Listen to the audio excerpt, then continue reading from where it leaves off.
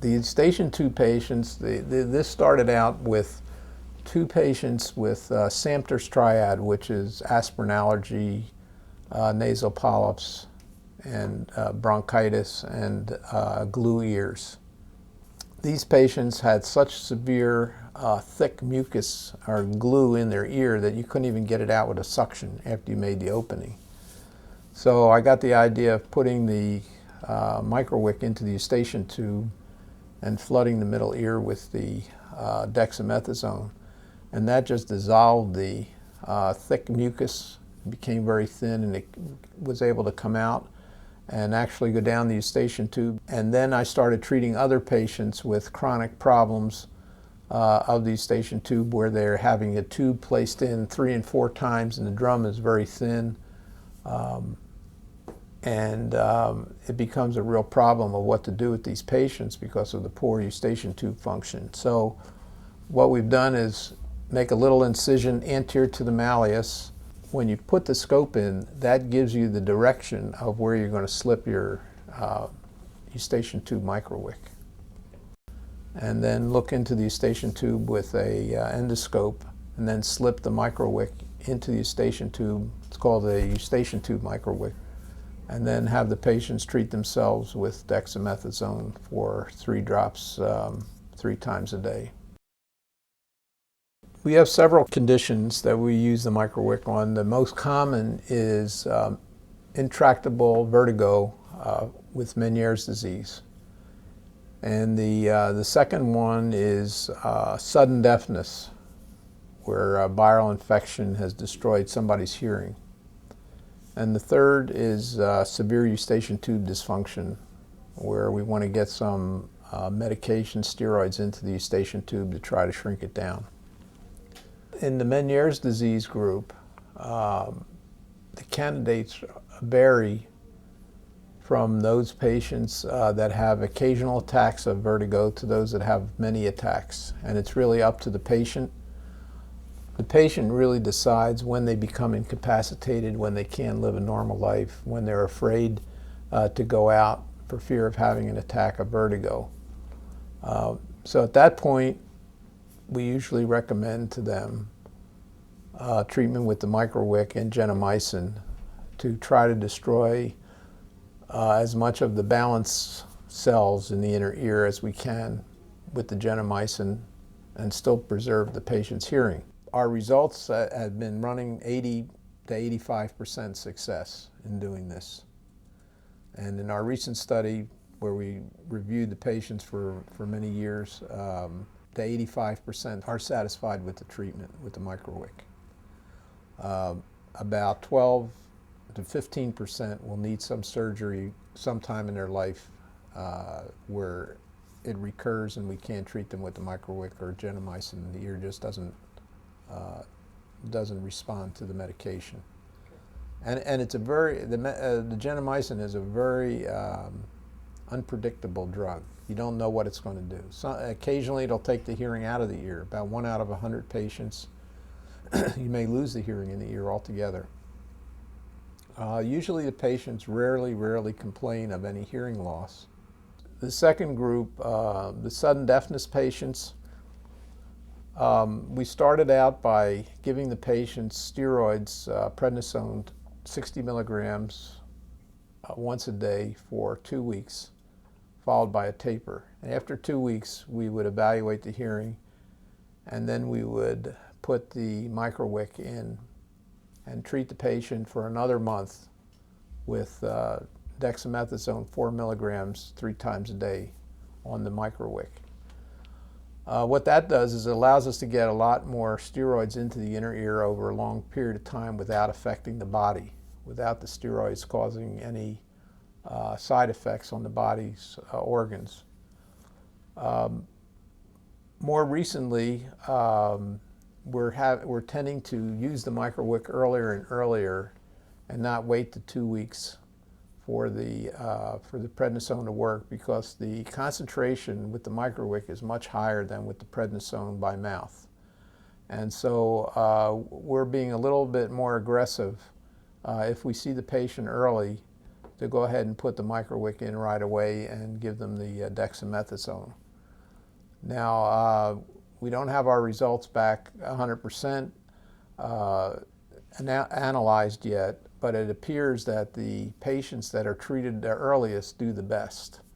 And so we're pleading with the patients to come in early and not wait till they've seen their local doctor and gotten antibiotics and the usual treatments for hearing loss, and then several months later wander into the office and wonder if something can be done.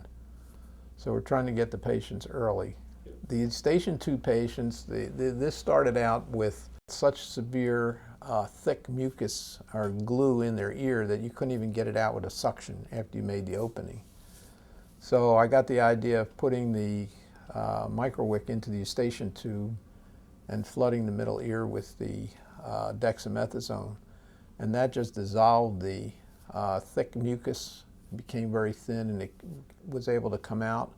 What we've done is make a little incision anterior to the malleus and then look into the Eustachian tube with a endoscope and then slip the Microwick into the Eustachian tube. It's called the Eustachian tube Microwick. And then have the patients treat themselves with dexamethasone for 3 drops 3 times a day.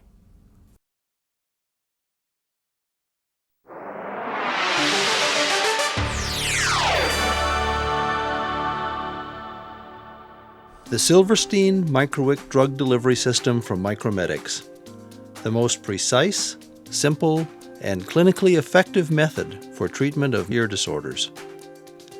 Installation of the Microwick is an office-based procedure for treating common ear problems such as sudden hearing loss, Meniere's disease, and Eustachian tube dysfunction.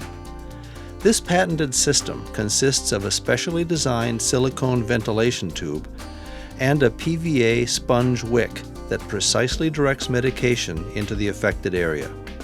Hydration of the wick with medication causes it to expand and secures it in the vent tube.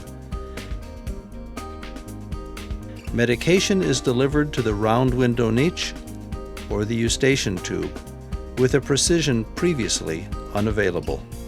Now, with the Silverstein Microwick, patients can continue daily self-treatments at home by simply placing medication into their ear canal. This new targeted delivery system eliminates temporary and imprecise transtympanic injections of medication. The Silverstein Microwick drug delivery system from Micromedics. Precise, simple, effective.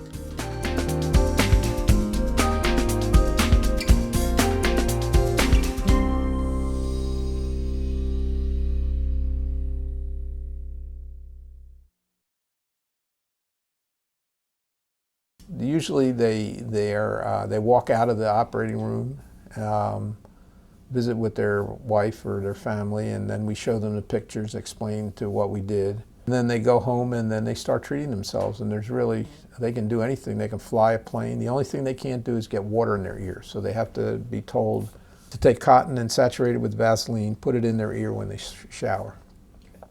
The drugs for gentamicin, we've almost always used the 10 milligrams per cc gentamicin made up by a compounding pharmacy. They make up in a dropper bottle, and the patient puts the drops in 3 times a day and then lies there for 5 to 10 minutes after they get the drops put in. Occasionally, we'll go up to 20 milligrams per cc if the 10 milligrams is not working at all. And sometimes we've even gone to 40 milligrams, total strong concentration, but we rarely do that. The higher the concentration, the more chance you're going to get a hearing problem. So that's for the gentamicin. For the dexamethasone, we use 4 milligrams per cc. And the reason we do that, we started with 24 milligrams per cc, and that actually caused a permanent perforation in about 20% of our patients.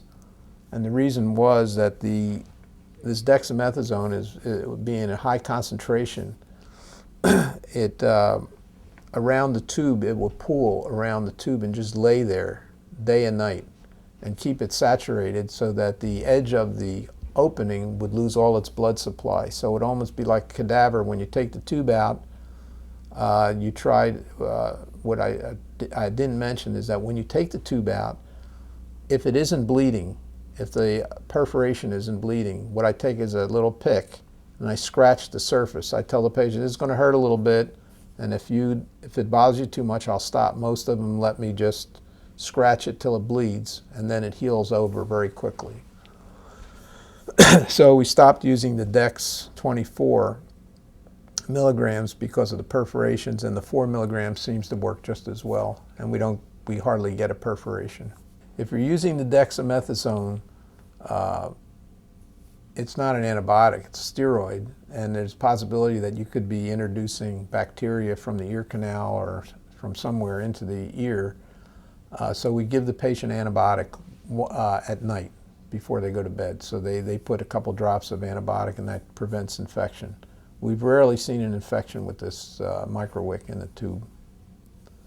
Follow-up with the gentamicin, we titrate the gentamicin so that we see the patient weekly if possible. If they have real poor hearing in the ear, they don't care about the hearing, and they live far away, we may see them every 2 weeks. And then usually we take the tube out and wick out 2 to 4 weeks.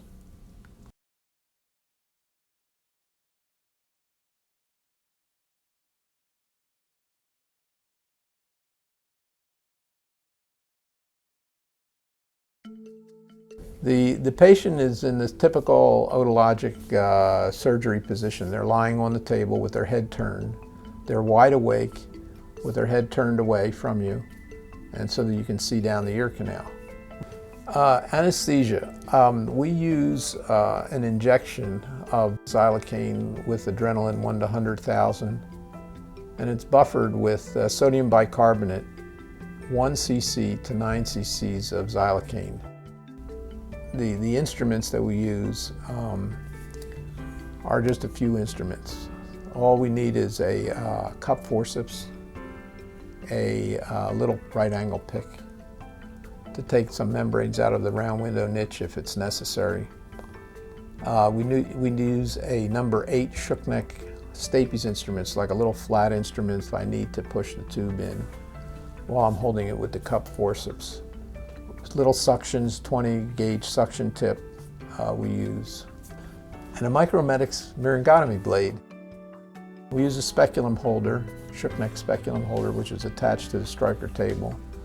And that holds the speculum very nicely, so you could use 2 hands to manipulate. The eardrum is usually transparent. If it's transparent, you can see through it, which is helpful, because the dark spot in the posterior inferior quadrant is the round window niche, and it usually runs about 113 degrees to the angle of the tip of the umbo. So if you go down the malleus to the umbo and then you go 113 degrees and about 3 or 4 millimeters back towards the posterior canal wall, you will see this dark spot, and that's where you're going to make your laser opening or your incision.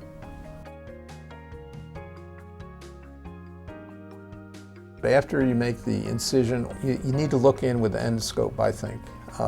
One of the reasons that we're doing this procedure is to make sure that the round window niche is opened.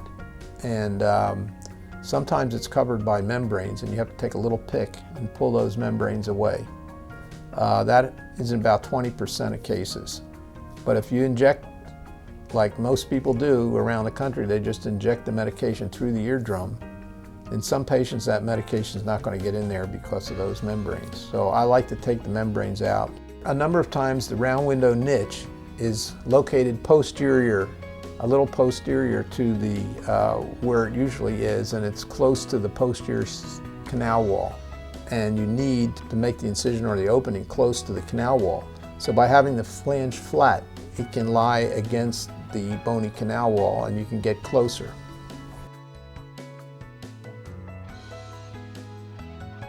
Try to line up the tube with the round window, and if I can see the round window through the tube, I know the wick will go right in there. It'll just follow the direction of the vertical shaft of the tube.